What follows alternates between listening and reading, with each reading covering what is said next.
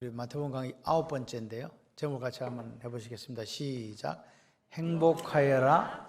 첫 번째, 행복하여라. 하나님은 오늘 저와 여러분들이 행복하시기를 원해요. 그래서 우리가 팔복은 다 아시는 것들인데, 행복하여라. 뭐 심령이 가난한 자는 복이 있는 이렇게 된 게 아니라 행복하여라.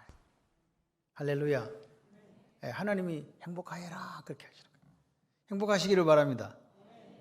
행복한 사람들, 그 행복한 사람들에 대한 이야기를 이제 시작하려고 해요. 마태복음 5장은 예수님께서 5, 6, 7장은 산상수훈, 즉 산 위에서 예수님께서 말씀하셨다. 그래서 산상수훈이라고 이야기를 합니다. 그래서 거기에 핵심은 사실은 주기도문입니다. 그렇지만 오늘 이제 첫 번째 시작하는 이야기가 바로 팔복으로 시작되는데, 여러분 첫 번이 중요한 이유가 뭔지 아시죠? 첫 번째 이야기는 그 뒤에 따라오는 모든 이야기의 핵심을 이룬다고 보시면 돼요. 주님이 산상수훈 5장, 6장, 7장을 쭉 말씀하시는데 처음 입을 열어 가르쳐 이르시되, 그러면서 심령이 가난한 자는, 이게 얼마나 중요한 말인가를 이제 여러분들이 그 중요성에 대해서 이해를 좀 하셨으면 좋겠습니다. 마태복음은 이제 5개의 이야기로 구성되어 있어요. 5개, 몇 개? 5개. 그게 이제 3장, 7장, 8장에서 10장, 11장에서 13장, 14장에서 18장, 19장에서 25장, 이 5개입니다. 그 중에서 이제 5개의 설교가 그 안에 또 포함이 되어 있어요. 5개의 이야기, 5개의 설교. 5장, 7장까지 오늘 우리가 이제 공부해 갈 그 장이 산상수훈. 그 다음에 10장에 보면 이제 12제자들을 선택하고 나서 주님께서 또 말씀하신 또 설교가 있죠. 그리고 18장에는 비유장인데 비유를 쭉 이렇게 말씀을 해줘요. 그 다음에 18장은 이제 제자들이 예수님이 지금 십자가에 못 박히러 가야 되는데 내려오면서 하도 다투니, 누가 큰가에 대해 다투는 그들에게 이제 하나님 나라는, 이러면서 또 말씀을 하세요. 그리고 이제 24장, 25장 우리가 잘 아는 재림징조, 그 다음에 25장은 열처녀 비유, 달란트 비유, 양과 염소의 비유, 이렇게 되는 감람산 설교와 다락방 설교, 요 두 가지를 이야기해 주는 거죠. 그러니까 이 설교가 이렇게 돼 있다. 그래서 제가 왜 이 말씀을 드리냐, 5이라는 숫자가 유대인들에게는 상당히 의미가 깊어요. 왜 깊는지 아시죠? 모세가 몇 개의 성경을 기록했다? 5개. 그러니까 모세 오경 그러지 않습니까? 그래서 마태는요, 이 마태복음을 누구를 청자로 두는가? 바로 유대인들을 대상으로 둔 이 성경이 바로 마태복음이거든요. 유대인들은 너무나 모세에 대해서 빠삭해요. 그래서 이해하기도 쉽고 해서, 그래서 이 유대인들에게 좀 더 이해를 돕기 위해서, 그리고 예수님이 어떤 분인가를 정확하게 보여주기 위해서, 너희들이 모세 오경 그러면 모세를 넘버원으로 치는데 모세보다도 더 뛰어난 분이 있는데 그분이 누구다? 예수 그리스도다. 이거를 보여주고 싶은 거예요. 이해되시면 아멘. 그래서 마태는 관심이 온통 왕이신 예수, 메시아로 오신 예수, 거기에만 관심 있는 거예요. 우리 민족이 그렇게 소망하고 대망하고 바랐던 그 메시아 그리스도가 예수님이다. 이제 이렇게 이야기를 합니다. 그래서 팔복도 마찬가지로 우리가 생각할 때 예수님이 왜 산에 올라가 가지고 그 말씀을 하셨냐? 뭐 밑에서도 할 수도 있는 걸 왜 굳이 산에 올라갔을까? 이 유대인들을 대상으로 했기, 유대인들은 이 산이라 그러면요, 하나님의 임재를 상징한다고 믿었어요. 그 산이라는 의미 속에. 그런데 이제 모세가 시내산에 올라갔잖아요. 시내산에 올라가서 뭐 받았어요? 말씀을 받았거든요. 십계명을 받았거든요.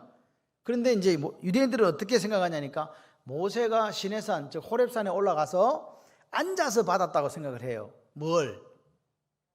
말씀을요. 그러니까 예수님도 이 산에 올라가서 앉아서 가르쳐 주시는 거예요. 근데 모세는 말씀을 이렇게 받았는데 예수님은 지금 산에 올라가 앉아가지고 말씀을 가르쳐 줘요.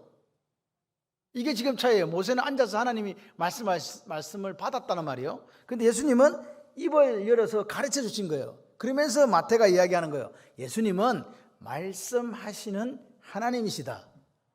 그러니까 너희들이 모세를 그렇게 중요하다고 생각하는데, 모세는 하나님 말씀 앉아서 받았지만 주님은 앉아서 생명의 말씀을 우리에게 말씀에서 가르쳐 주시는 분이다. 이 얻어된 거예요. 5장 1, 2절은 그렇게 권세를 가지신 분이 누구다? 예수님이다. 모세는 말씀을 받는 사람, 예수님은 말씀을 가르쳐 주시는 참 하나님. 이렇게 지금 이야기를 하는 거죠.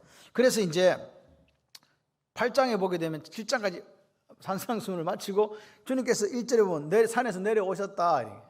이해되십니까? 모세가 시킴을 받아서 산에서 내려왔잖아요. 똑같은 그 구조를 지금 따라간다. 이렇게 보시면 되겠습니다. 자, 오늘은 우리가 이제 팔복에 대해서 이제 말씀을 제가 전하고자 해요. 그런데 팔복에 대해서 모르시는 분이 없어요. 교회 처음 오시는 분 빼고는 다 들어봤어. 오랫동안 많이 들었습니다. 그래서 그랬던 말든 다시 우리가 매너리즘에 빠지지 않고 하나님 앞에 천국을 누리는 사람으로 살아가기 위해서는 또 말씀을 들으셔야 돼요. 그래 혹시 내가 까먹었나 잊어버린 한 것이 있다면 다시 회복하는 저와 여러분이 되기를 소원합니다. 이 복이라는 말은 우리나라의 복과 주님이 말씀하는 복은 전혀 다르다. 그런 걸 먼저 이해하시면서 시작했으면 좋겠어요. 이 마카리오스라는 것 자체가 킹 제임스 버전에는 뭐라고 되어 있냐니까 블레스 또는 해피니스 이렇게 되어 있어요. 그런데 고대에 사용할 때는 블리스라고 했거든요. 블리스. 그런데 그게 뜻이 뭐냐? 행복과 기쁨이었어요. 그래서 그걸 오늘날 영어로 번역하게 된 해피니스, 이게 더 어떻게 보면 가까운 이야기입니다. 그러니까 오늘 아까 제가 말씀드렸죠. 주님께서 뭐라고요? 심령이 가난한 자는 복이 있나 이런 게 아니에요. 행복하여라. 행복하여라 심령이 가난한 자여. 행복하여라 애통하는 자여. 행복하여라 온유한 자여. 할렐루야. 이렇게 말씀을 하시는 거라고요. 그러니까 행복하여라 어여 줄이고 목마른 자여. 여러분이 행복해야 될 책임이 있으신 거예요. 그러니까 내가 살아가는 날 동안 행복해야 돼. 안 행복하면 안 돼.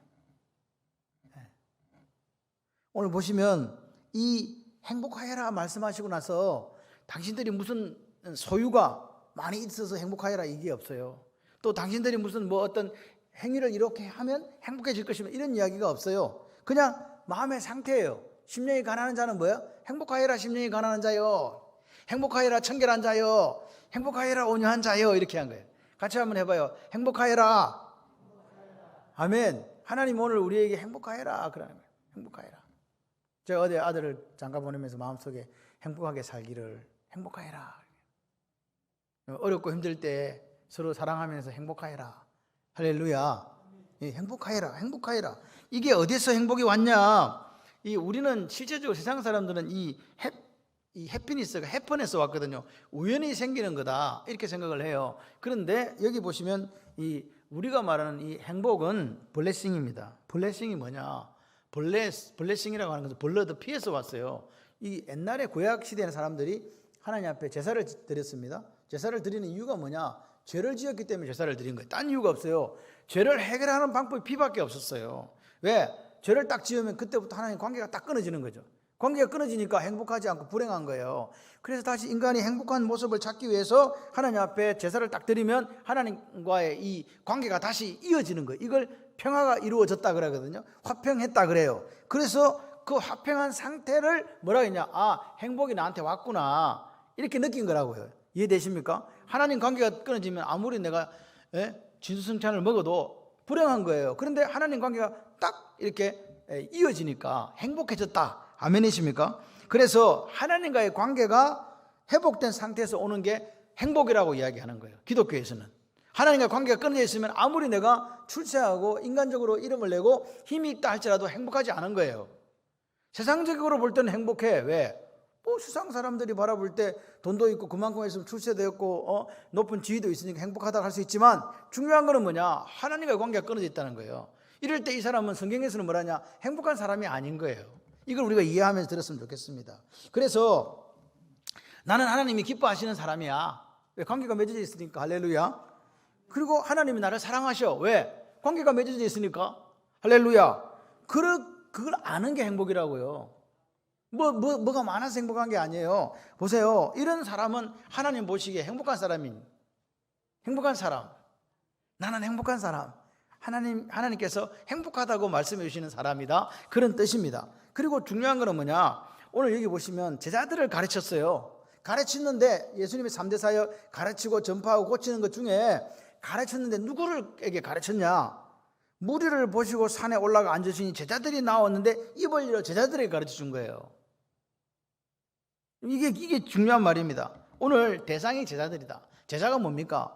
예수님을 따라가는 사람들이잖아요. 예수님 닮기를 원하는 사람들이잖아요. 예수님 앞에 아케올루데오, 예수님만 바라보고 자르나 오르나 치지 않고 쫓아가는 사람들이지 않습니까? 그 사람들에게 뭐라고요? 가르쳐 주신 거라고요. 그러니까 천국 시민이 뭐냐? 천국 시민이 도대체 누구냐? 자격이 뭐냐? 그러니까 요거 이야기를 하시면서 더 이상 첫 번째 가르침이지만 이 팔복은요 더 이상 가르칠 게 없어요. 왜? 주님이 원래 오실 때 뭐 지고 왔어요? 회개하라 천국이 가까웠느니라. 이 말은 내가 뭐 지고 왔다? 천국 지고 왔다. 사도행전 1장 3절에 보니까 마지막 40일 동안도 하나님께서 예수님께서 뭐 가르쳤다? 하나님 나라에 대해서 말씀하셨다. 주님은 우리에게 가르쳐주고 싶은 게 뭐라고요? 천국, 킹덤 오브 헤븐, 행복하여라 할렐루야. 거기서 아멘 그 이야기 하는 거죠. 그래서 오늘 우리가 이 팔복에 들어가면서 이 중요한 게 뭐냐? 제일 첫 번째 이 심령이 가난한 자라는 이야기인데 도대체 이 복이 있는 사람 중에 심령이 가난한 자가 어떤 사람인가에 대해서 조금 이렇게 우리가 알 필요가 있습니다. 그래서 오늘은 이 가난한 자에 대해서 서론 부분을 정리하고 이제 팔복에 대해서 조금 이렇게 말씀을 드렸으면 좋겠습니다. 가난한 사람이 도대체 누구냐? 우리가 생각하는 가난, 이 물질적인 가난, 뭐 이런 가난, 어떤 가난 여러 가지 생각들을 하실 수 있는데 성경에서는 가난을 뭐라고 표현하는가부터 먼저 우리가 알아야 가난한 자가 될 거 아니겠습니까? 자, 그래서 누가복음 4장 18절에 이렇게 이야기를 합니다. 주의 성령이 내게 임하였으니 이는 성령이 임한 이유는 가난한 자에게 복음을 전하게 하시려고. 누구에게 복음을 전하게 하시려고? 가난한 자에게 내게 기름을 부으시고 나를 보내사 포로된 자에게 자유를, 눈먼 자에게 다시 보게 함을 전파하며 눌린 자를 자유케 하고, 이렇게 이야기를 해요. 다시 말해서 예수님은 가난한 자에게 뭘 전하신다? 복음을 전한다. 그러니까 복음, 그러면 가난한 자에게 복음 전하면 부자한테는 안 전한다는 이야기죠. 그렇죠? 맞습니다, 이게. 그래서 중요한 거는 복음을 듣는 사람이 가난한 사람인데 도대체 그 가난한 사람이 누구냐 하는 거예요. 왜 부한자는 복음이 필요 없는지 아십니까? 하나님이 필요 없거든요. 여기서 그러니까 가난한 자, 부한자의 구분이 가져야 돼요. 돈이 많은 사람이냐, 어떤 사람이냐, 이런 부분이 정확하게 쓰지 않으면 누가 가난한 자인지 부자인지 알 수가 없잖아요.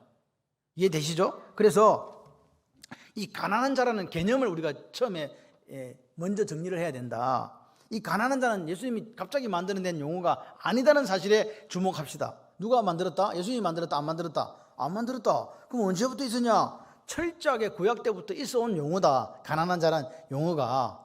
아멘이십니까? 그 하늘에 뚝 떨어진 게 아니라는 거예요. 그래서 이 구약적 배경을 갖고 있는 말이 가난하다는 단어예요. 그 단어의 뜻을 추적해 가야 오늘 우리가 심령이 가난한 자가 될 수 있고 그 심령이 가난한 자가 될 때 천국을 누리는 사람이 될 수 있다는 말입니다. 그래서 구체적으로 이 가난한 사람이 구약에는 어떤 사람인가? 왜냐하면 이 구약의 가난한 사람이 신약에도 역시 가난한 사람이었고 예수님이 복음을 전한 그때도 가난한 사람이었기 때문에 그들에게 천국의 시민권자 자격을 주신 거거든요. 이해되십니까? 자, 그래서 이 가난한 자에게 선포된 복음을 기초로 예수님께서 팔복을 시작하신다는 게 상당히 의미가 있다. 이렇게 보시면서 우리가 생각해 보는데 여러분 생각을 해봐요. 첫 부분에 심령이 가난한 자는 뭐가 있다? 복이 있다. 그러니까 복음은 주로 어떤 사람에게 전해졌다? 가난한 자에게 전해졌다. 그럼 여러분 가난한 자가 되셔야 되잖아요. 그래서 가난한 자가 어떤 자는 도대체 어떤 자냐고 그걸 알아야 가난한 자가 되시니까 이제 성경을 통해서 한번 먼저 이 개념 정리를 먼저 하겠습니다. 이사야 61장 누가복음 4장 18절 조금 전에 말씀드렸죠. 이것은 나사렛에서 예수님이 처음으로 이사야서를 펴고 읽는데 그 말씀을 전할 사람 있습니까? 하니까 주님이 나 전한 거예요. 이걸 읽으면서 뭐라고요?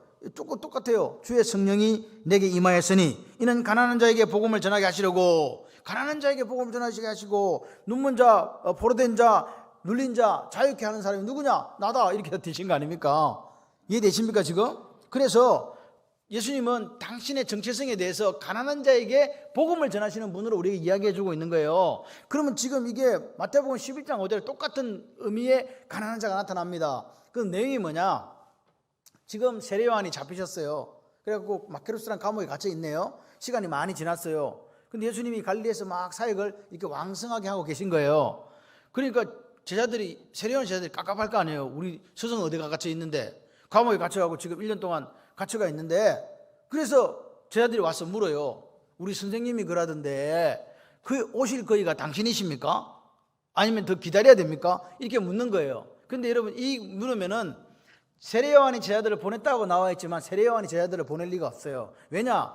요한복음 1장에 보게 되면 1장 29절에 뭐라고 이야기합니까? 보라, 세상 죄를 지고 하나님의 어린 양이다. 나는 그분의 신들매를 풀기도 감당할 수 없는 그런 광야에 외치는 소리다 라고 자기가 자기 스스로를 천명한 사람이 감옥에 갇혀있다 해서 예수님, 당신 예수 맞아요? 메시아 맞아요? 그리스도 맞아요? 내가 더 기다려야 돼요? 말아야 돼요? 그냥 죽을까요? 이런 거 물어보겠습니까? 안 물어보겠습니까?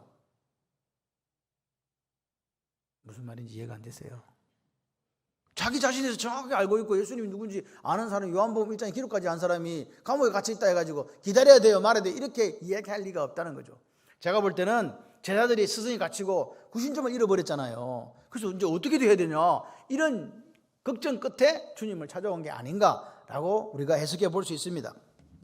그때 주님이 뭐라고 그랬냐? 마태복음 11장 5절에 소경이 보며 안전뱅이가 걸으며 문둥이가 깨끗하게 나으며 기머거리가 들으며 죽은 자가 살아나며 가난한 자에게 복음이 전파된다고 가서 세례요한한테 전해주라, 이렇게 한 거예요.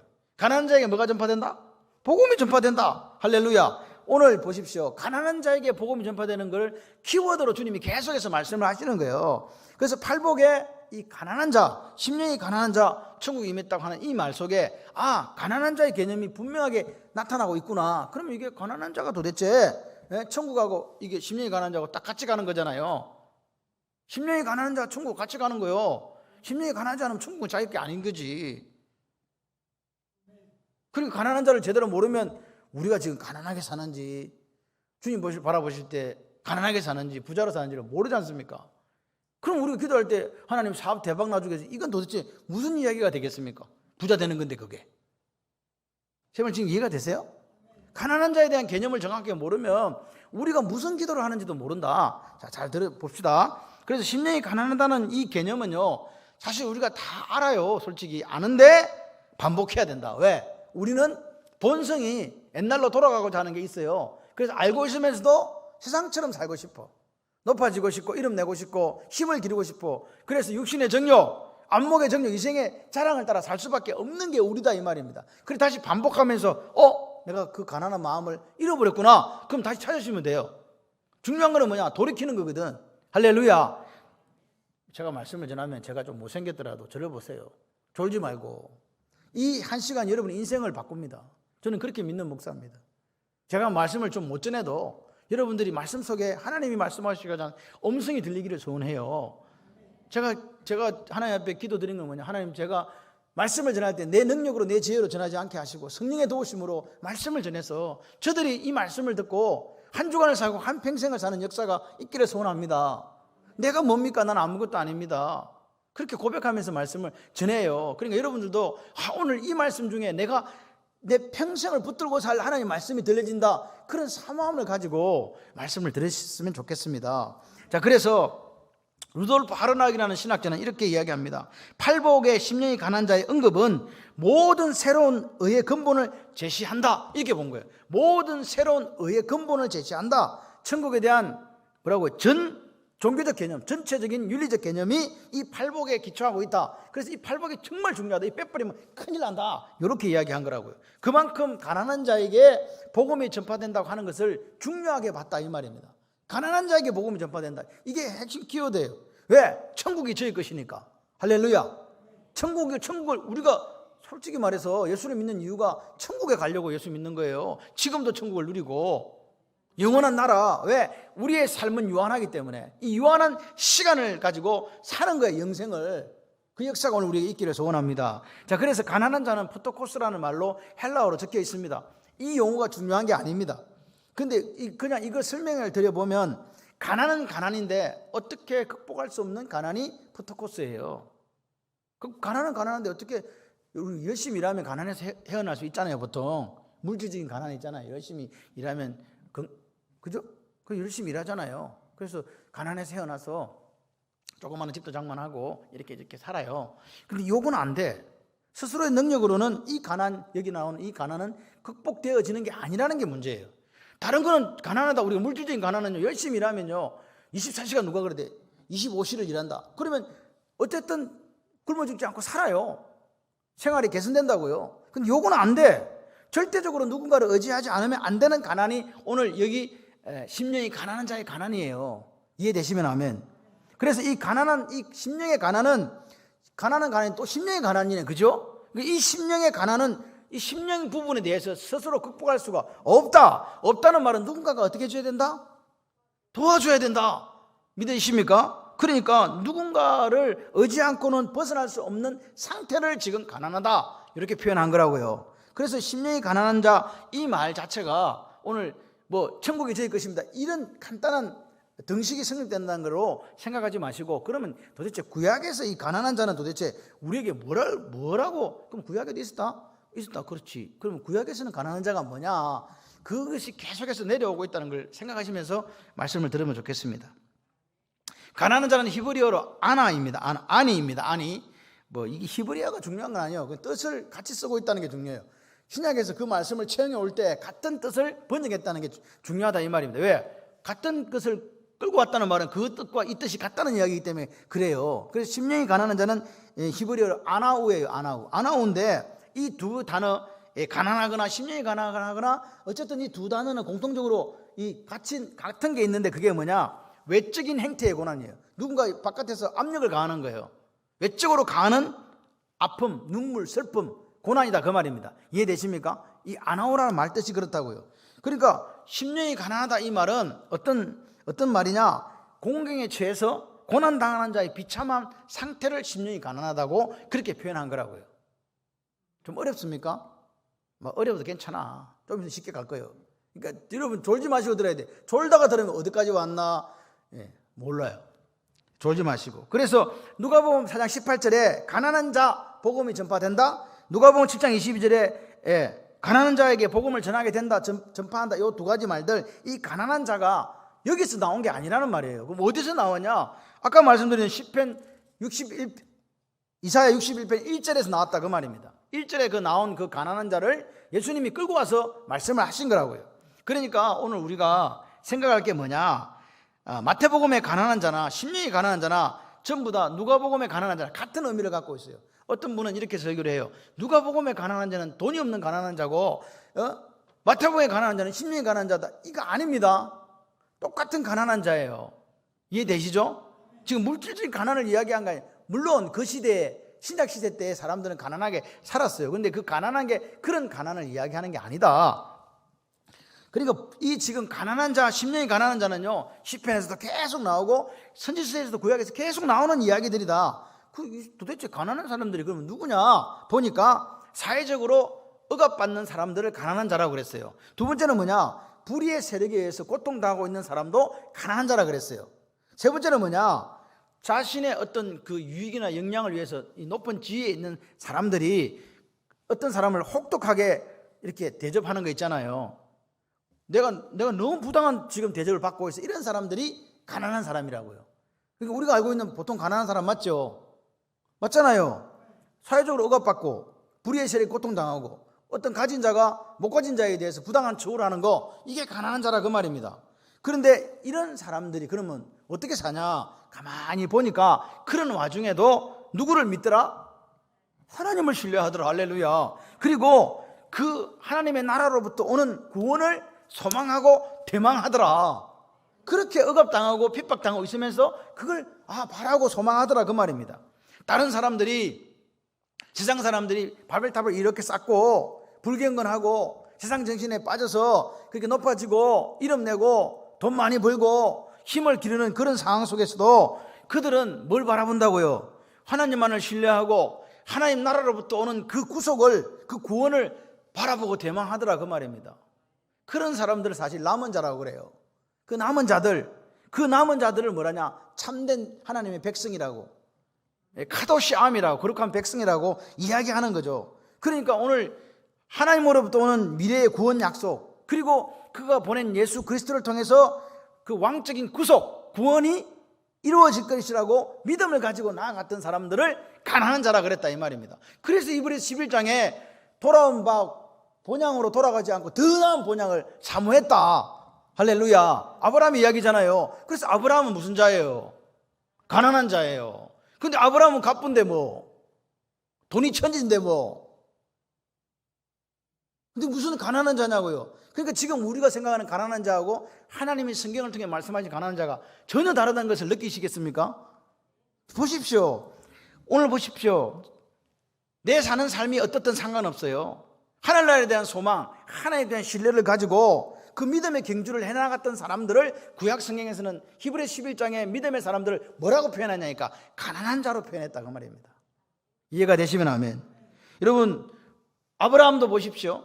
야곱도, 이삭도, 요셉도 그들이 갖고 있던 것 가지고 자랑하지 않고 그들은 뭐라고요? 고아와 나그네서의 삶을 기꺼이 살았지 않습니까? 아브라함 보세요. 그 많은 돈을 가지고도 하나님께 주신 가나안 땅을 한 평도 안 샀습니다. 땅 늘리기 하지 않았습니다. 하나님이 이루어 주실 때까지 기다렸습니다. 그런데 아브라함은 믿음이 있었기 때문에 그 믿음의 증표로 뭘 샀어요? 죽기 전에 막벨라 굴을 산 거예요. 막벨라 굴을 왜 샀냐? 장사 지내려고. 사라가 죽었거든. 그래서 장사 지낼 땅을 산 거예요. 왜?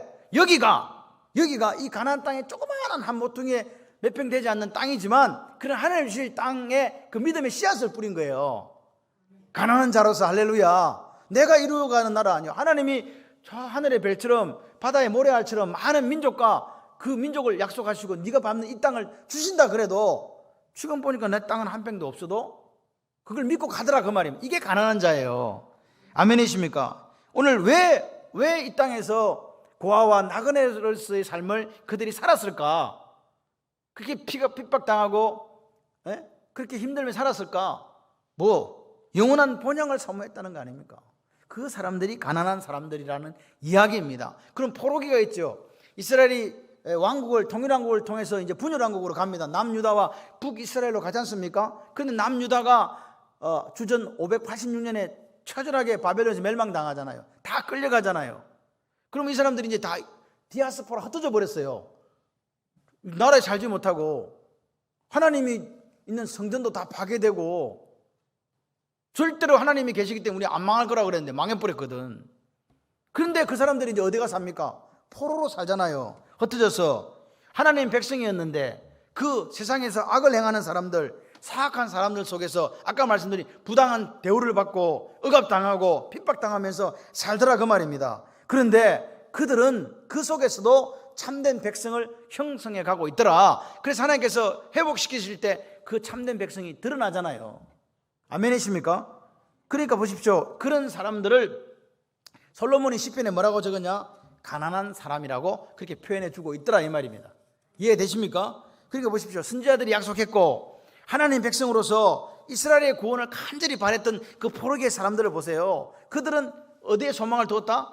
하나님께 소망을 두었잖아요. 다니엘을 보세요. 다니엘. 왜 하루에 3번씩 하나님 계신 곳을, 예루살렘 계신 곳을 향해서 문을 열고 하나님 앞에 기도를 했습니까? 나는 누구다고? 나는 가난한 자라고.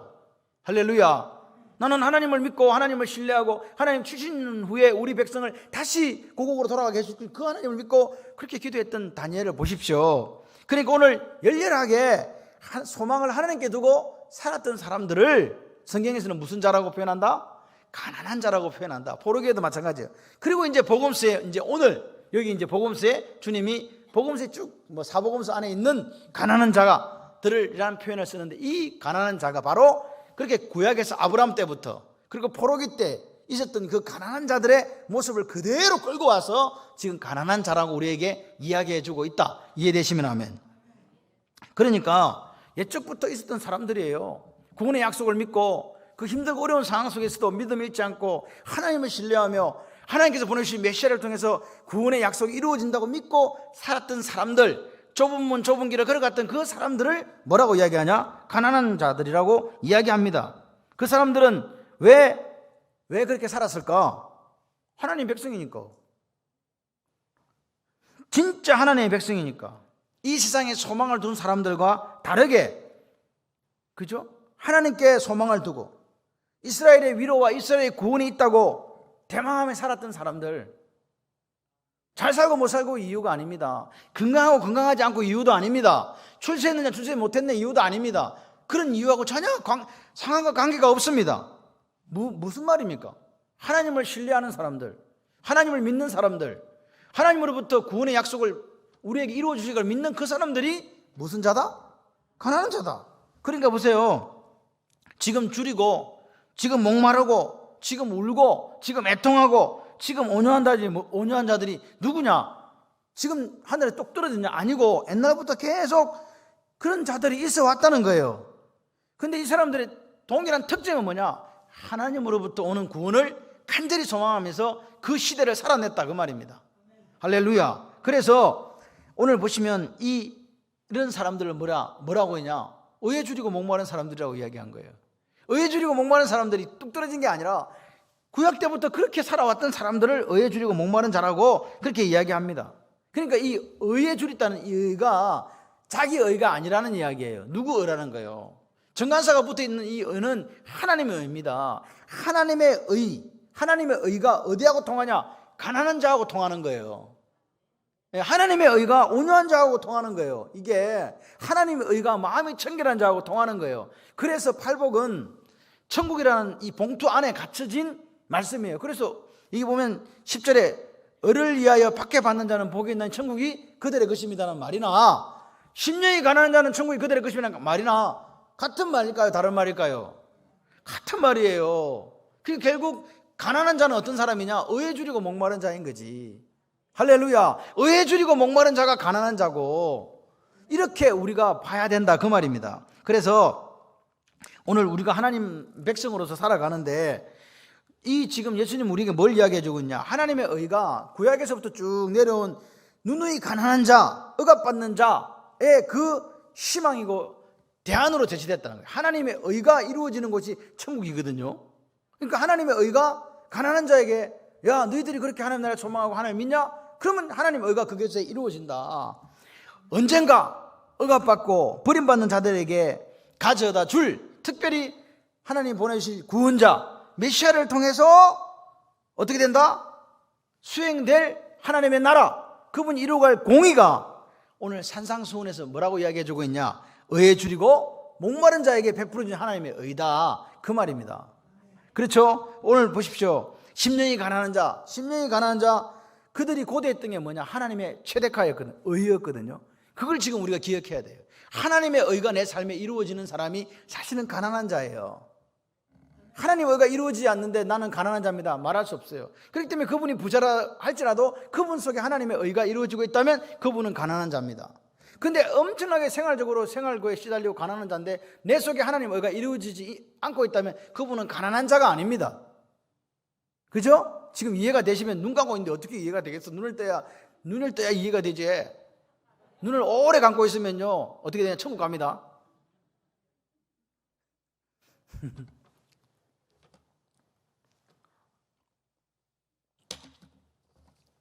그래서 이 하나님의 의는 오늘 우리를 통해서 이루어지는 거예요. 우리가 없으면 하나님의 의도 사실 이루어질 데가 없어요. 백성이 없는데 어디서 이루어지겠냐고. 그렇지 않습니까? 그래서 하나님의 통치가 딱 시작이 되면 하나님께서 우리에게 그 하나님을 대망하고 소망하고 신뢰하던 그런 사람들에게 하나님의 의로 충만해진다. 할렐루야. 그게 하나님 나라다. 그런데 지금 하나님 필요 없어요. 배가 불러가지고. 그런 사람들은 하나님 의가 필요하지 않잖아요. 그런 사람들은 나중에 어떻게 된다고요? 운다? 철피 이를 갈면 우는 날이 온다. 그래서 신약에서 우리에게 이루어지는 그 모든 이야기들은 결국 배경이 뭘 깔고 있냐? 가난한 자라는 배경을 깔고 있다라고 이해하시면서 성경을 읽으시면 좀 더 이해가 빠를 줄 믿습니다. 그래서 보십시오. 심령이 가난하다는 이 말은, 여러분 파산선고가 뭔지 아시죠? 파산선고라는 말은요, 우리가 사람이 살아가면서 내가 할 수 있는 경제활동 이 모든 것에 제약을 받는 거예요. 근데 보십시오. 오늘 우리가 죄를 지었지 않습니까? 본성이 죄성이 있어서 죄를 지었잖아요. 인간의 타락으로 하나님 우리한테 뭘 내렸냐? 파산선고를 내린 거예요. 파산선고를 내려버리니까 그 파산선고에 대해서 우리가 어떻게 하냐? 겸손하게 인정하는 거예요. 죄에 대해서 죄 지어가지고 타락해서 너희들은 이제 나와 관계가 끊어졌어. 너희들이 이제 끝이야 라고 얘기했을 때 그럼 내 소망은 누구지? 하나님밖에 없어요 하는 분들이 가난한 자라고 해요. 아멘이십니까? 오늘 믿음으로 받아들여야 돼요. 오늘 우리가 목사님 저부터 시작해서 우리 모두가 믿음으로 우리는 의에 대해서 파산선고 당한 사람들이다. 왜? 죄인이니까. 그래서 우리가 의지할 분은 누구밖에 없다. 예수 그리스도밖에 없다. 우리의 소망은 예수지 라고 이야기하시는 분들이 가난한 자란 말입니다. 그 가난한 자는 가진 유무에 상관없습니다. 그 가난한 자는 건강 유무 상관없습니다. 그 가난한 자는 출세 유무하고도 상관이 없습니다. 그 가난한 자는 세상의 지위 유무하고도 상관이 없다 이 말입니다. 이해되시면 아멘. 그래서 심령이 가난한 자는 천국이 저희 것이 되는 거예요. 할렐루야. 오늘 우리들에게 주님이 우리의 죄로 말미암아 죽음이 언도되었고 죄로 말미암아 우리가 심판받는다는 걸 인정하면서 우리가 영적으로 파산했습니다, 죄송합니다, 하나님밖에는 길이 없습니다라고 고백하는 그 가난한 사람들에게 그들에게 소망이 하나밖에 없을 수밖에 없는 거 아니에요? 누구? 그들을 그 파산에서 구해줄 분은 한 분밖에 없잖아요. 누구? 예수. 그러니까 날마다 주님이 오셔서, 여러분 예수님이 태어나가지고 성전에 들어갔을 때 예수님 바라보면서 구원이 임했다고 그렇게 이야기했던 시몬을 기억하십니까? 평생을 과부로 살면서 예수님 본 것을 너무너무 기뻐했던, 이거 보려고 내가 살았다고 얘기했던 과부를 기억하십니까? 여러분 오늘 우리 속에 그렇게 구속의 은총을 대망하는 사람들에게 천국은 저희 것이라고 이야기하는 거죠. 그냥 예수를 믿으니까 천국이 저희 것이 아니에요. 심령이 가난한 자가 돼야 돼요. 그런데 더 중요한 사실이 있어요. 여기서 천국이 저희 것이요 그들의 것이 할 때 이게 시제가 현재형이에요. 그럼 천국을 죽어야 가는데 간다고 생각했는데 지금 천국을 누려야 된단 말인가? 맞습니다. 같이 해봐요. 지금 천국을 누립니다. 지금 천국 생활합니다. 그러니까 주님이 우리 보고 뭐라고 해야 같이 해봐요. 행복하여라 이렇게 이야기하신 거라고요. 지금 천국을 누리는 사람은 뭐 하는 사람이기 때문에 행복한 사람이잖아요. 할렐루야. 행복할 수밖에 없어. 아버지가 딸한테 행복하여라, 그 행복하여라가 지금 이 이야기예요. 오늘 성경이 말하는 천국이 다른 거하고 상관이 아무것도 없어요. 건강도 물질도 지위도 명예도 아무 상관이 없습니다. 그걸 오늘 기억하시기를 바랍니다. 이 현재 시제는요, 뒤에 을을 위하여 박해를 받는 복이 있는 천국이 그들의 것이면 여기도 여전히 현재예요. 그러니까 오늘 현재적으로 우리가 천국을 누리는 사람이 되어야 된다. 현재적으로 우리가 가난한 자가 되어서 하나님 앞에 행복한 사람이 되어야 된다. 그걸 믿고 가시는 저와 여러분이 되기를 소원합니다. 을을 위해 핍박받은 사람들이 누굽니까? 을을 위해 핍박받은 사람이 구약에 말했던 가난한 사람들이거든요. 그죠? 그 사람들이 오늘 천국을 현재적으로 누리고 있는 거예요. 이 아침에 말씀을 들으시면서 그래, 우리 가정에 천국이 있지, 내 삶에 천국이 있지, 나는 그분으로 말미암아 천국을 누리고 사는 사람이야 라는 고백이 드신 분들은 가난한 자예요. 자, 정리하겠습니다. 천국 복음은 처음부터 누구 거냐니까 세상 사람들 게 아니에요. 하나님 백성들, 제자들만을 위한 것이었다는 사실을 기억해야 돼요. 왜? 가난한 자가 천국을 누리니까. 가난하지 않으면 천국 누린다? 못 누린다? 못 누리지 않습니까? 하나님 백성이 누구라고요? 구약 때부터, 포로기 때부터, 신약 때부터 보니까 하나님 백성은 가난한 자였네. 그럼 나도 무슨 자가 돼야 된다? 가난한 자가 돼야 되겠다. 특별히 오늘 마태복음의 5장 3절에 무슨 자? 심령이 가난한 자. 할렐루야. 오늘 보세요. 하나님 나라를 대망하면서 영원한 본향을 바라보며 살아가는 사람은 이 땅의 삶이 고단할 수밖에 없어요. 근데 그 영광을 사도 바울이 이야기할 때 장차받을, 지금 현재 고난이 장차받을 영광과 비교할 수 없다, 그렇게 고백하는 사람들은요, 오늘 억압당하고 핍박당하고 그렇게 줄이고 목말라도 하나님 앞에 감사가 있고 천국을 누리게 된다, 그 말입니다. 할렐루야. 그래서 오늘 보십시오. 가난한 자들이 누구라고요? 심령이 가난한 자요, 의에 줄이고 목마른 자요, 예수 그리스도를 대망하면서 다시 오실 그분을 대망하면서 온갖 고난과 어려움을 이겨냈던 사람들, 구약의 사람들을 포함해서 말입니다. 그 사람들이 가난한 사람들입니다. 여러분, 가난한 자는 시대를 달리하면서 끊임없이 내가 나온 본향으로 돌아가지 않고 더 나은 영원한 본향을 향하여 걸어갔던 사람들이 가난한 사람들이에요. 할렐루야. 가난한 사람들이 되시기를 바랍니다. 천국이 그런 사람들의 것이기 때문에 그렇습니다. 지금 주님은 오늘 우리가 어떤 삶을 살기를 원할까? 같이 해봐요. 가난한 자의 삶. 제가 자꾸 말씀을 드립니다. 혹시 잊어버릴까 봐. 이 가난한 자는 물질이 많아도 좋아요, 건강하셔도 좋아요, 세상적인 높은 지위가 있어도 상관없어요. 이해되시죠? 그리고 뭐 지위가 낮아도 또 상관없어요. 몸이 아파가지고 막 다 죽어가도 상관없어요. 세상적인 지위가 하나도 없어도 상관없어요. 하나님은 그런 거 보시는 게 아니에요. 뭘 본다? 가난한 거 보신다. 네 마음이 지금 어떠냐고 물어보시는 거예요. 할렐루야. 그래서 오늘 주님은 내가 필요 없는 부한자로 삶을 살지 않기를 원하시는 거예요. 여기서 부한자는요, 주님이 필요 없는 사람이에요. 돈이 없는 사람, 돈이 많은 사람이 부한자가 아니고 주님이 필요 없는 사람. 그래서 세상 정신을 따라 높아지고 싶고 이름 내고 싶고 그렇게 하나님과 같아지고 싶은 그 욕망을 가지고 사는 사람이 부한자라고요. 그런 부한자는 안 돼요. 왜? 천국이 그들의 것이 아니기 때문에 그래요. 근데 우리는 뭐라고요? 자기를 부인하고 할렐루야, 자기 십자가를 지고 다시 오실 주님을 바라보면서 걸어가는 그 사람이 무슨 자다? 가난한 자다. 할렐루야. 그런 사람들에게 주님이 말씀하시는 거예요. 행복하여라 가난한 사람들아. 천국이 여러분들의 것이니까 행복해야 된다. 그 천국을 지금도 누리고 장차 들어갈 천국도 누리는 사람이 되기를 원한다. 여러분, 우리의 시간은 유한해요. 그런데 영원한 시간에서 볼 때 우리도 영혼 속에 들어있어요. 짧은 시간이지만 이 삶의 시간을 어떻게 살아라고요? 가난한 자로 사세요. 할렐루야. 가난한 자로 사시면서 천국을 누리시길 바랍니다. 그런 사람들에게 주님이 말씀하시는 거예요. 심령이 가난한 자는 복이 있나니 천국이 너희 것이야. 행복해라. 가난한 자가 되셔서 주님이 오늘 우리에게 주시는 천국을, 주님이 지고 오시는 천국을 누리시는 저와 여러분들 되시기를 주님의 이름으로 축원합니다.